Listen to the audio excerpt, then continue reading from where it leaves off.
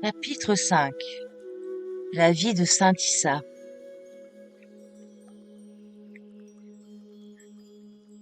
Mais ayant entendu dire que mes frères subissaient des tortures encore plus grandes, je suis revenu au pays qu'habitaient mes parents, pour rappeler à mes frères la foi de leurs ancêtres.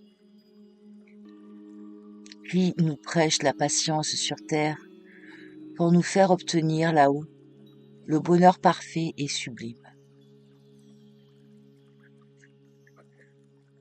Et les savants vieillards lui firent encore cette question. On assure que tu renies les lois de Mossa et que tu enseignes au peuple l'abandon du temple de Dieu.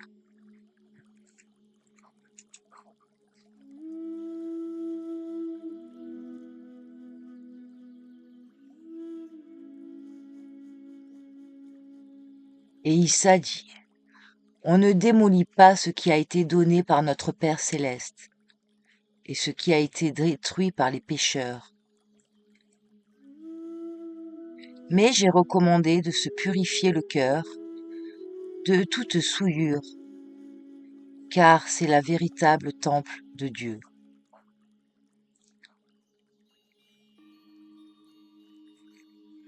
Quant aux lois de Mossa, je me suis efforcé de les rétablir dans le cœur des hommes. Et je vous dis que vous ignorez leur portée véritable. Car ce n'est pas la vengeance, mais le pardon qui y enseigne. Seulement, on a dénaturé le sens de ces lois.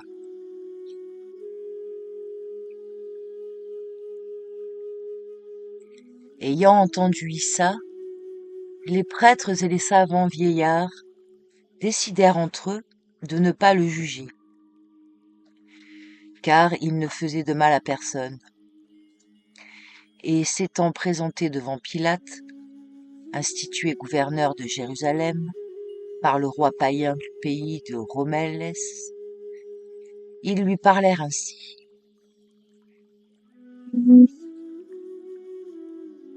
Nous avons vu l'homme que tu accuses d'exciter notre peuple à la révolte. Nous avons entendu ses prédications et nous savons qu'il est notre compatriote.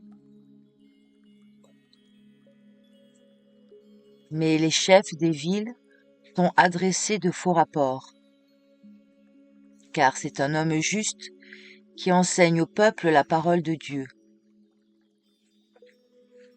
Après l'avoir interrogé, nous l'avons congédié pour qu'il aille en paix.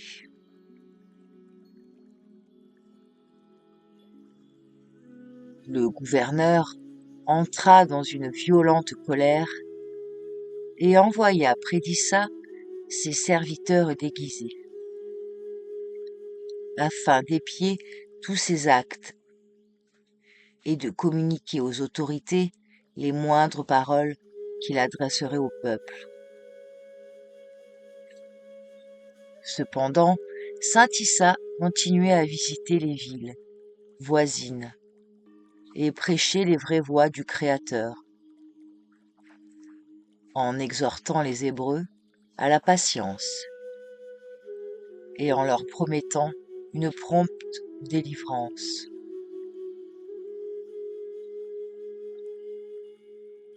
Et pendant tout ce temps, beaucoup de gens le suivirent.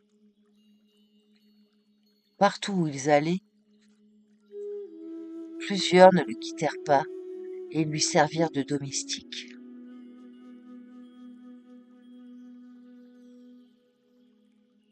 Et Issa disait, ne croyez pas aux miracles faits par la main de l'homme, car celui qui domine la nature est seul capable de faire des choses surnaturelles,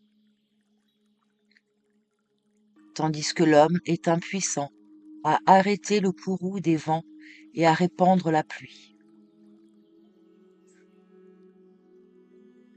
Cependant, il y a un miracle qu'il est possible à l'homme d'accomplir.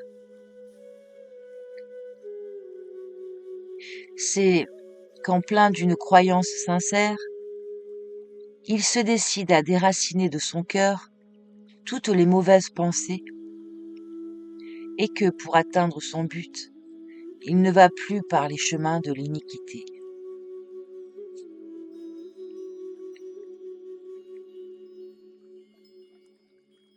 Et toutes les choses qu'on fait sans Dieu ne sont qu'erreurs grossières, séduction et enchantement, qui ne font que démontrer à quel point l'âme de celui qui pratique cet art est pleine de dévergondage, de mensonges et d'impureté.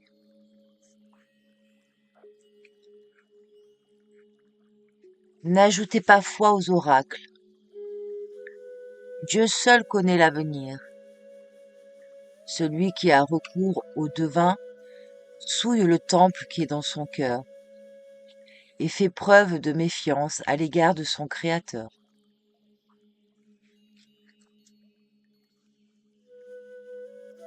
La foi aux devins et à leurs oracles détruit la simplicité innée chez l'homme et sa pureté enfantine.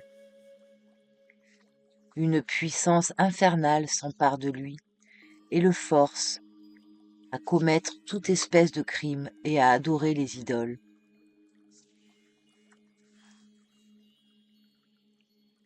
Tandis que le Seigneur, notre Dieu, qui n'a personne pour lui être égalé, est un, tout-puissant, omniscient et omniprésent. C'est lui qui possède toute la sagesse et toute la lumière. C'est à lui qu'il faut vous adresser pour être consolé dans vos chagrins, aidé dans vos travaux, guéri dans vos maladies. Quiconque aura recours à lui n'essuiera pas de refus.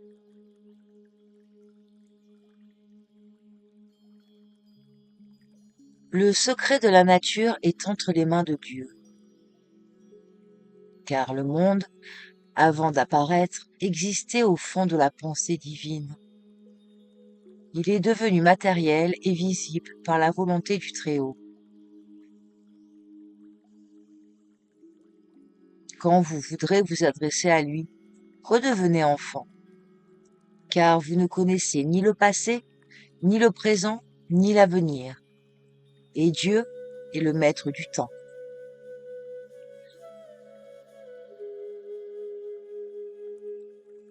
Homme juste, lui dirent les serviteurs déguisés du gouverneur de Jérusalem, apprends-nous s'il nous faut exécuter la volonté de notre César ou attendre notre délivrance prochaine. Et Issa, ayant reconnu des gens apostés pour le suivre, dans ceux qui le questionnaient, leur dit: Je ne vous ai pas annoncé que vous seriez délivrés du César. C'est l'âme qui est plongée dans l'erreur qui aura sa délivrance. Il ne peut y avoir de famille sans chef, et il n'y aura pas d'ordre dans un peuple sans un César à qui il faut obéir aveuglément, car lui seul répondra de ses actes devant le tribunal suprême.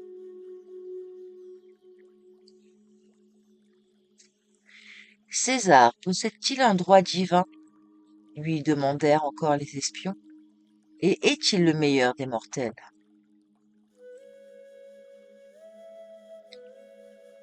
Il n'y en a pas de meilleur parmi les humains, mais il y a aussi des malades que des hommes élus et chargés de cette mission doivent soigner, en usant des moyens que leur confère la loi sacrée de notre Père céleste. La clémence et la justice, voilà les plus hauts dons accordés à César. Son nom sera illustre, s'il s'en tient là. Mais celui qui agit autrement, qui enfreint les limites du pouvoir qu'il a sur son subordonné et va jusqu'à mettre sa vie en danger, celui-là offense le grand juge et fait tort à sa dignité dans l'opinion des hommes.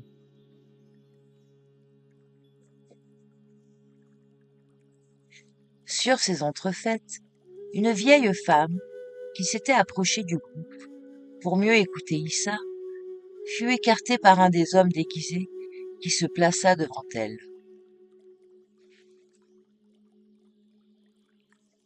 Alors Issa dit: Il n'est pas bon qu'un fils repousse sa mère pour occuper la première place, qui doit lui revenir. Quiconque ne respecte pas sa mère, l'être le plus sacré après Dieu, est indigne du nom de fils. Écoutez donc ce que je vais vous dire. Respectez la femme, car c'est la mère de l'univers, et toute la vérité de la création divine gît en elle.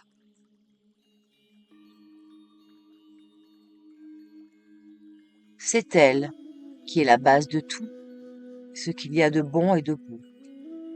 Comme elle est aussi le germe de la vie et de la mort.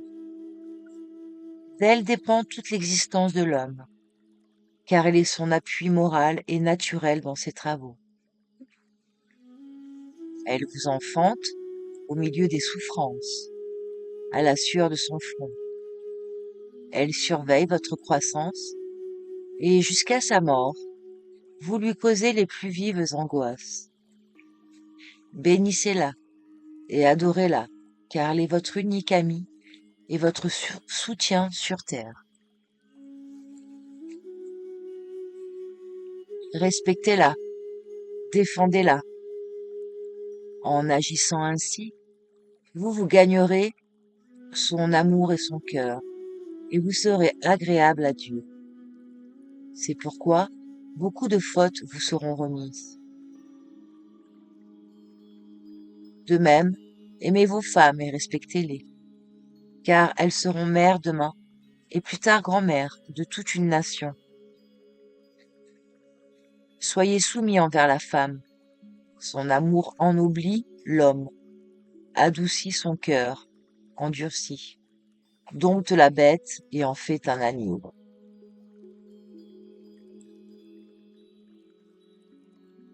La femme est la mère, trésor inappréciable que vous a donné Dieu.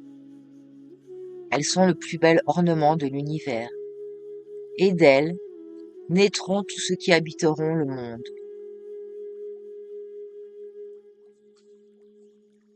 Ainsi que le Dieu des armées, qui jadis sépara la lumière d'avec les ténèbres, et le continent d'avec les eaux,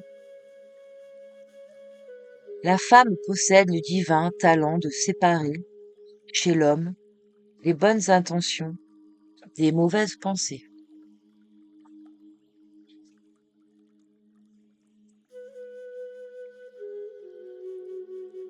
C'est pourquoi, je vous le dis, après Dieu, vos meilleures pensées doivent appartenir aux femmes et aux épouses.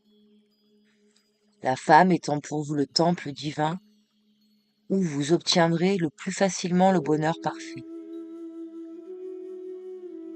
Puisez dans ce temple votre force morale. Là, vous oublierez vos tristesses et vos insuccès. Vous recouvrerez les forces perdues qui vous seront nécessaires pour aider votre prochain.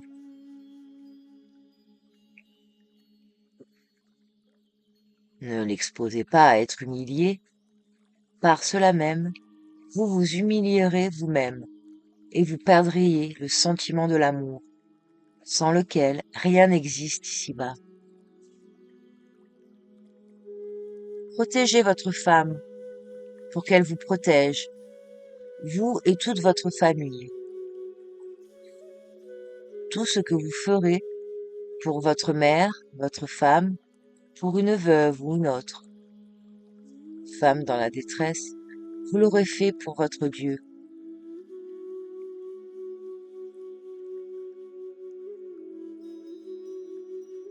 Saint Issa, enseignant ainsi le peuple d'Israël pendant 3 ans, dans chaque ville, dans chaque village, sur les routes et les plaines, et tout ce qu'il avait annoncé se réalisait.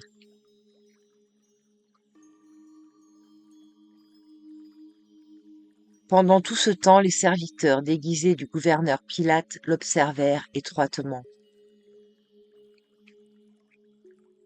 mais sans entendre rien dire qui ressemblât au rapport qu'avaient adressé jadis les chefs des villes sur Issa.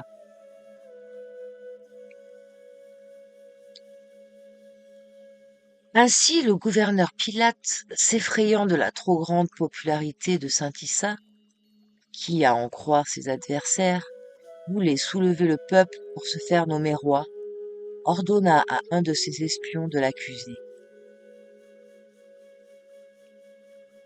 Alors, on chargea des soldats de procéder à son arrestation, et on l'enferma dans un cachot souterrain. On lui fit subir des supplices variés, dans l'intention de le forcer à s'accuser lui-même, ce qui permettrait de le mettre à mort.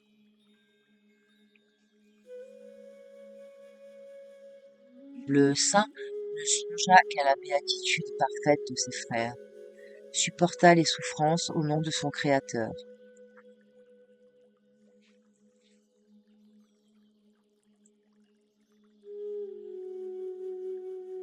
Les serviteurs de Pilate continuèrent à le torturer et le réduisirent à un état de faiblesse extrême. Mais Dieu était avec lui et ne permit pas qu'il mourût.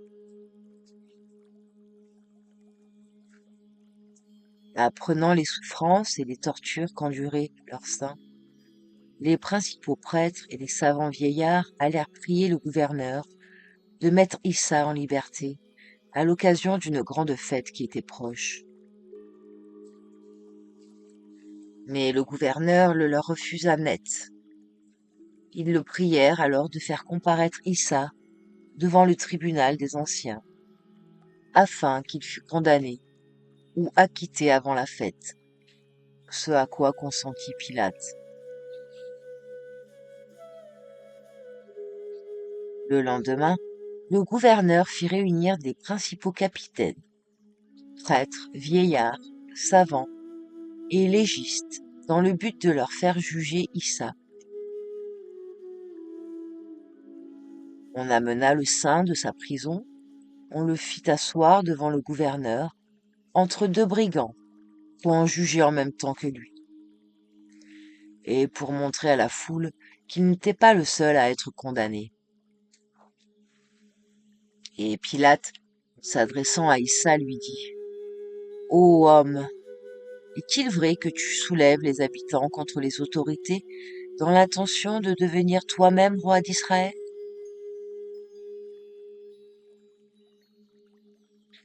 Issa répondit: On ne devient pas roi par sa propre volonté, répondit Issa. Et l'on t'a menti en t'affirmant que je soulevais le peuple. Je n'ai jamais parlé que du roi des cieux, et c'est lui que j'apprenais au peuple à adorer. Car les fils d'Israël ont perdu leur pureté originelle, et s'ils n'ont pas recours au vrai Dieu, ils seront sacrifiés, et leur temple tombera en ruine.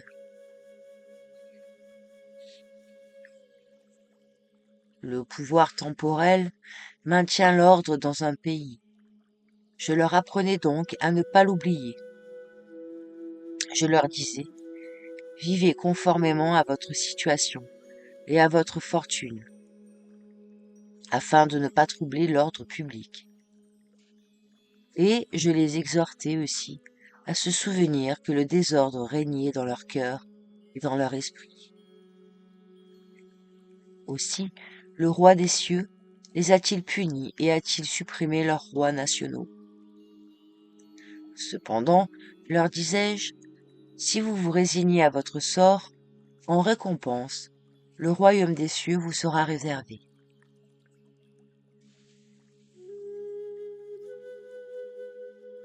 À ce moment, on introduisit les témoins. L'un d'eux déposa ainsi: Tu as dit au peuple que le pouvoir temporel n'était rien auprès de celui du roi, qui devait bientôt affranchir les Israélites du joug païen. Béni sois-tu, dit Issa, pour avoir dit la vérité.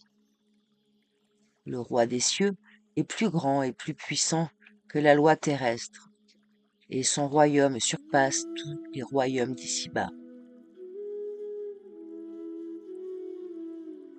Et le temps n'est pas éloigné, où, conformément à la volonté divine, le peuple d'Israël se purifiera de ses péchés. Car il est dit qu'un précurseur viendra annoncer la délivrance du peuple et le réunira en une seule famille.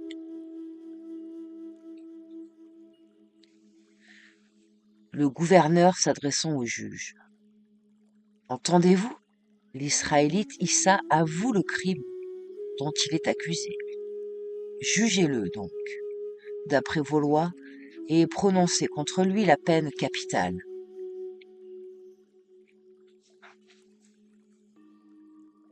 Nous ne pouvons le condamner, répondirent les prêtres et les anciens.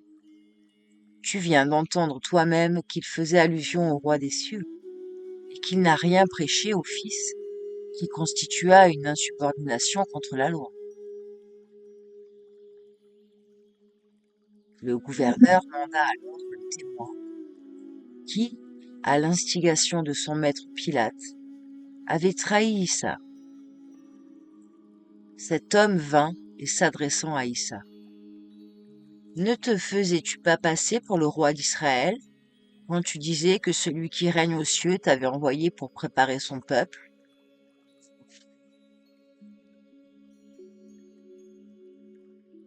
Et Issa, l'ayant béni, lui dit, tu seras pardonné car ce que tu dis ne vient pas de toi. Puis s'adressant au gouverneur, pourquoi humilier ta dignité et pourquoi apprendre à tes inférieurs à vivre dans le mensonge, puisque, même sans cela, tu as le pouvoir de condamner un innocent.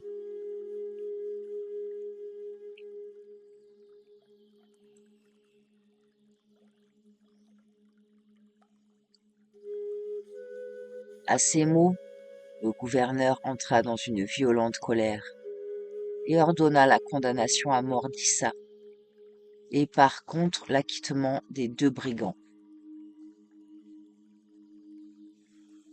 Les juges s'étant consultés entre eux, dirent à Pilate, nous n'assumerons pas sur nos têtes le grand péché de condamner un innocent et d'acquitter des bandits, chose contraire à nos lois. Fais donc ce qu'il te plaira.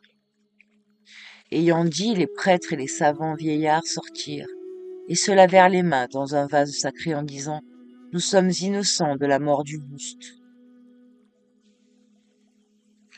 Sur l'ordre du gouverneur, les soldats se saisirent d'Issa et des 2 brigands qu'ils conduisirent sur le lieu de supplice, où on les cloua sur des croix qu'on avait dressées en terre.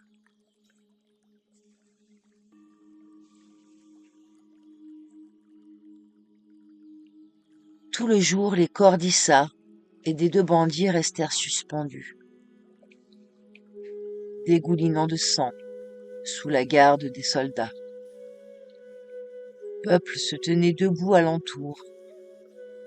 Les parents des suppliciés priaient et pleuraient.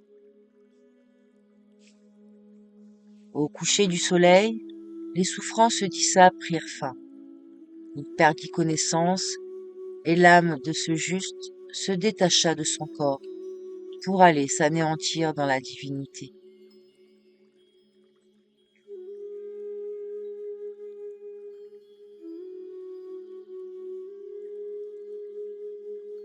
Ainsi finit l'existence terrestre du reflet de l'Esprit éternel, sous forme d'un homme qui avait sauvé les pécheurs endurcis et supporté tant de souffrances.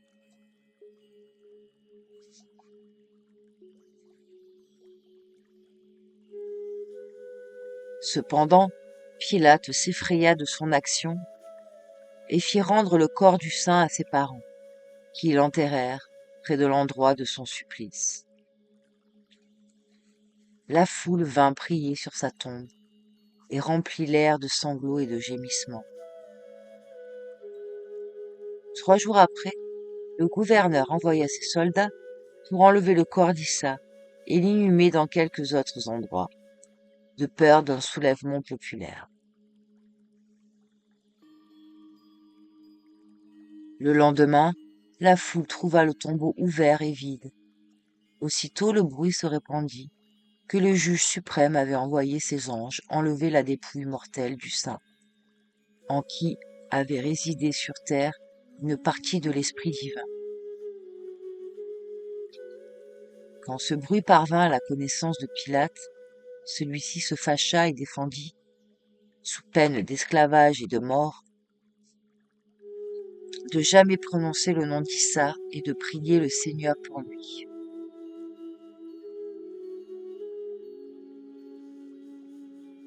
Mais le peuple continuait à pleurer et à glorifier Touto, son maître. Aussi beaucoup furent emmenés en captivité, soumis à la torture et mis à mort.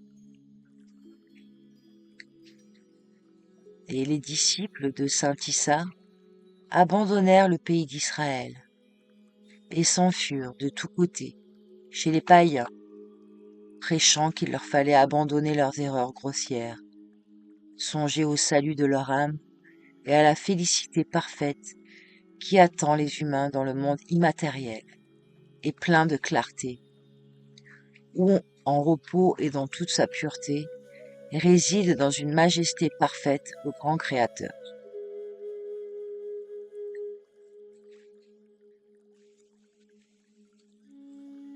Les païens, leurs rois et leurs guerriers écoutèrent les prédicateurs,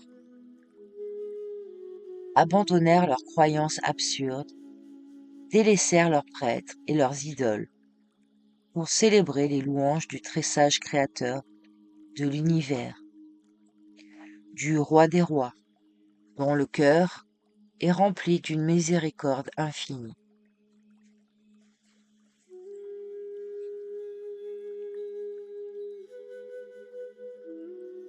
Résumé. En lisant le récit de la vie d'Issa, Jésus-Christ, on est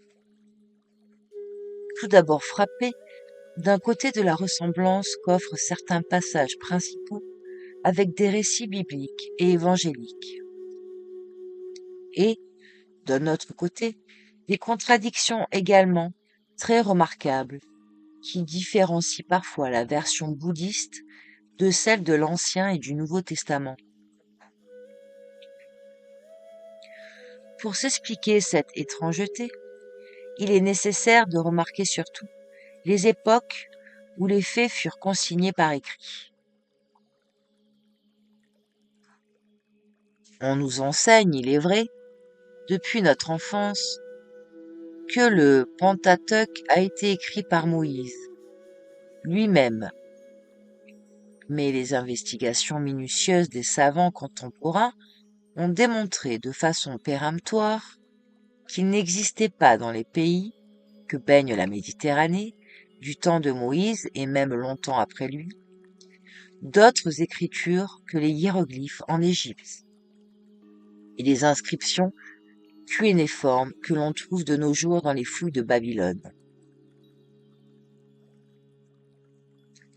Nous savons au contraire que l'alphabet et le parchemin étaient connus en Chine et aux Indes longtemps avant Moïse.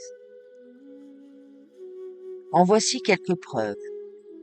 Les livres sacrés de la religion des savants nous apprennent que l'alphabet fut inventé en Chine en 2800 par Fuxi, qui fut le premier empereur de Chine qui ait embrassé cette religion, dont il arrangea lui-même le rituel et les pratiques extérieures. Yahoo, le quatrième des empereurs chinois, qui est appartenu à cette croyance, publia des lois morales et civiles et, en 2282, rédigea un code pénal. Le cinquième empereur, Sun, proclama l'année de son avènement au trône que la religion des savants serait dorénavant la religion de l'État. Et en 2228, il édicta de nouvelles lois pénales. Ces lois, modifiées par l'empereur Wu Wenzhi, fondateurs de la dynastie des Cheu en 1122, sont connus actuellement sous le nom de Changement. D'un autre côté, la doctrine du Bouddha, faux, dont le vrai nom est Sakyamuni, a été écrite sur parchemin. Le fauisme commença à se répandre en Chine vers 260 avant Jésus-Christ. En 206, un empereur de la dynastie Qin, désireux d'apprendre le bouddhisme, fit venir de l'Inde un bouddhiste nommé Silifan. Et l'empereur Mingti de la dynastie Han donna l'ordre, un an avant la naissance de Jésus-Christ, de faire venir de l'Inde les livres sacrés écrits par le Bouddha Sakyamuni, fondateur de la doctrine bouddhiste, qui vivait vers l'an 1200 avant Jésus-Christ. La doctrine du Bouddha Gautama, qui vivait 600 ans avant Jésus-Christ, fut écrite sur parchemin dans la langue pali. À cette époque, existaient déjà aux Indes environ 84 000 manuscrits bouddhistes, dont la rédaction avait exigé un nombre d'années considérable. Alors que les Chinois et les Hindous possédaient déjà une littérature écrite très riche, chez les peuples moins fortunés ou d'une ignorance plus profonde, qui ne possédaient pas d'alphabet. Les récits se transmettaient oralement de bouche en bouche et de génération en génération. Étant donné le peu de fidélité de la mémoire humaine et son impuissance relative, les faits historiques dégénéraient bientôt. La fantaisie orientale aidant en légendes fabuleuses qui, par la suite, furent réunies et auxquelles des compilateurs inconnus donnèrent le titre des 5 livres de Moïse. La légende attribue également au législateur des Hébreux une puissance divine extraordinaire et lui prête une série de miracles accomplis en présence de Pharaon. Elle a bien pu se tromper également en déclarant qu'il était israélite de naissance.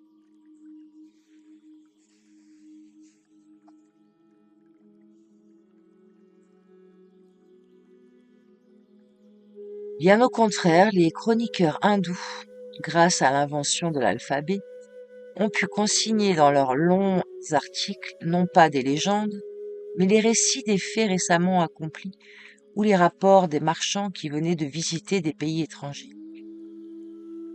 Il faut remarquer ici que dans l'Antiquité, comme de nos jours, toute la vie publique de l'Orient est concentrée dans les bazars et les nouvelles des événements qui se sont passés dans tel ou tel pays sont propagés et colportés par des caravanes de marchands,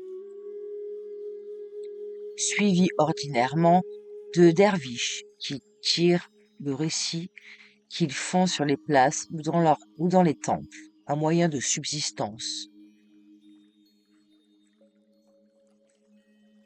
De retour d'un voyage ou de négociation, les marchands racontent pendant les premiers jours qui suivent leur arrivée, et ce avec force détail, tout ce qu'ils ont vu ou entendu.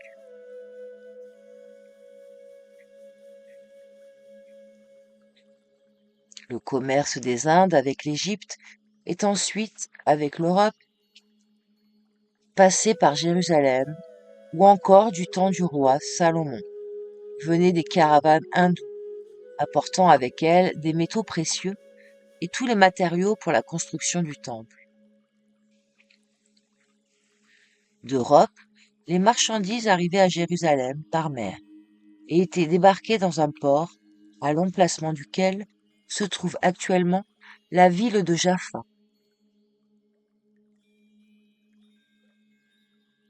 Les chroniques en question furent rédigées avant, pendant et après Jésus-Christ.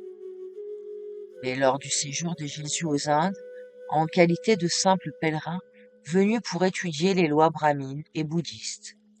On ne fit aucune attention à lui.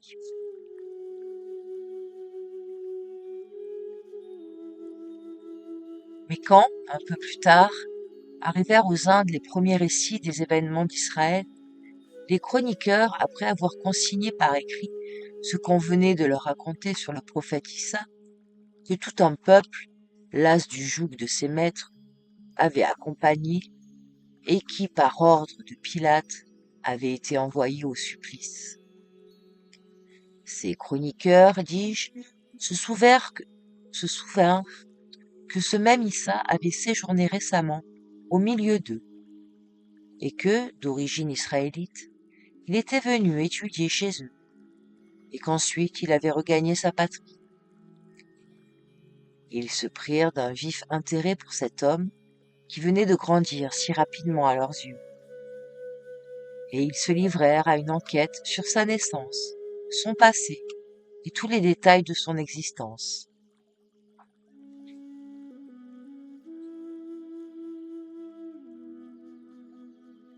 Les deux manuscrits, dans lesquels le lama du couvent Imis malut tout ce qui avait trait à Jésus, forment des recueils de copies diverses, écrites dans la langue tibétaine. Traduction de quelques rouleaux appartenant à la bibliothèque de Lhasa et apportés de l'Inde, de Népal et de Magadha vers l'an 200 après Jésus-Christ, dans un couvent construit dans le mont Marbour, près de la ville de Lhasa, et où réside à présent le Dalai Lama. Ces rouleaux étaient écrits dans la langue pali, que certains lamas étudient encore maintenant, afin de pouvoir faire des traductions en dialecte tibétain.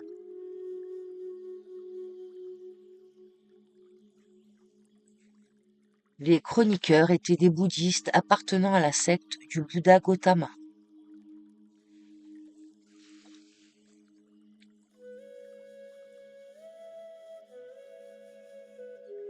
Les renseignements sur Jésus ne sont pas mis en ordre dans les chroniques où ils sont mélangés sans suite ni cohérence à d'autres relations d'événements contemporains.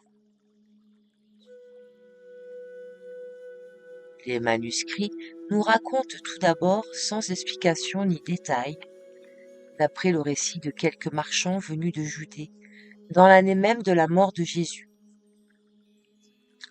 qu'un juste du nom d'Issa, un Israélite, après avoir été 2 fois acquitté par les juges, comme étant l'homme de Dieu, fut néanmoins mis à mort sur l'ordre du gouverneur païen Pilate, qui craignait que Jésus ne profitât de sa grande popularité pour rétablir le royaume d'Israël et en expulser ceux qui l'avaient conquis.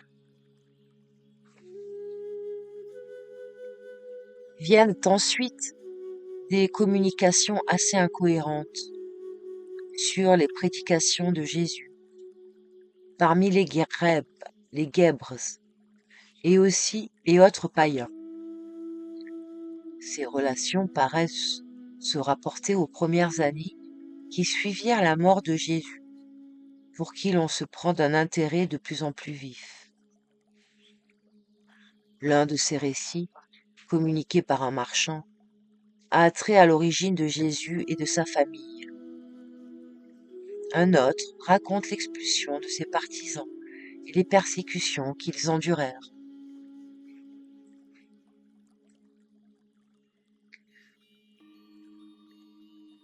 Ce n'est guère que dans la fin du second volume qu'on trouve la première affirmation catégorique du chroniqueur. Il y est dit qu'Issa est l'homme béni de Dieu et le meilleur de tous. C'est lui que le grand Brahma a élu pour incarner en lui son esprit qui s'est détaché de l'être suprême, à une époque fixée par le sort. Après avoir dit qu'Issa descendait de parents pauvres et d'origine israélite, le chroniqueur se livre à une petite digression, dans le but d'expliquer, d'après d'anciens récits, ce qu'étaient les fils d'Israël. J'ai disposé tous les fragments concernant la vie d'Issa dans l'ordre chronologique, et je me suis efforcé de leur donner le caractère d'unité qui leur faisait absolument défaut. Je laisse aux savants, aux philosophes et aux théologiens le soin de rechercher les causes, les contradictions qu'on pourrait relever entre la vie inconnue d'Issa, que je livre à la publicité, et les récits des évangélistes, mais j'ose croire que personne n'hésitera à reconnaître avec moi que la version que je présente au public, rédigée 3 ou 4 ans après la mort de Jésus, d'après des témoins oculaires et contemporains, a beaucoup plus de chances d'être conforme à la vérité que les récits des évangélistes, dont la composition effectuée à diverses époques et à une période bien ultérieure à l'accomplissement des événements, a pu contribuer dans une large mesure à dénaturer les faits et en altérer les sens. Avant d'aborder la vie de Jésus, je dois dire quelques mots de l'histoire de Moïse, qui, d'après la légende la plus accréditée jusqu'ici, était israélite, ce qui est contredit par les bouddhistes. Nous apprenons tout d'abord que Moïse était un prince d'Égypte, le fils d'un pharaon, et que seulement il a été instruit par des savants israélites. En effet, en examinant attentivement ce point important, il faut, je crois, convenir que l'auteur bouddhiste pourrait bien en avoir raison. Sans vouloir en rien détruire la légende biblique sur l'origine de Moïse, tout le monde admettra peut-être avec moi que Moïse ne fut pas un simple Israélite. Par cette raison appréciable, que l'éducation qu'il avait reçue fut bien celle d'un fils de roi, et qu'il est difficile de croire qu'un enfant recueilli par hasard au palais ait pu être élevé de pair avec le fils du souverain. La manière dont les Égyptiens traitaient leurs esclaves montre que ce peuple ne se distinguait pas précisément par sa douceur de caractère. Un enfant trouvé n'aurait certainement pas été mis avec les enfants du pharaon, mais bien mêlé à ses domestiques. Ajoutez à cela, ce qui est peut-être prépondérant ici, l'esprit de caste si strictement observé dans l'ancienne Égypte.